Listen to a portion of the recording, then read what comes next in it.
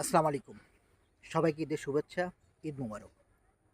গত এক বছর আমাদের মধ্যে থেকে অনেকেই এই দুনিয়া থেকে বিদায় নিয়েছেন।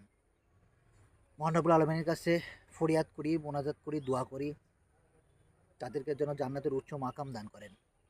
এবং যারা আমাদের মধ্যে যারা অসুস্থ রয়েছেন, যারা বিছানায় কাতরাচ্ছেন, যারা নানা দুরারোগ্য রোগে আক্রান্ত, তাদের জন্য প্রাণ খুলে দোয়া করি। মহান রব্বুল আলামিন তাদেরকে যেন খুব দ্রুত স্বল্প সময়ের মধ্যে তাদেরকে সুস্থতা দান করেন। আর হ্যাঁ, এই ঈদুল ফিতর, এই ঈদকে উপভোগ করার জন্য যারা দেশ বিদেশ দূর দূরান্ত থেকে যারা আহ, নিজ নিজ বাড়িতে আসার জন্য রওনা দিয়েছিলেন, তারা সুস্থ শরীর নিয়ে নির্দিষ্ট সময়ের মধ্যে ফিরতে পেরেছেন, সেই দোয়া করি।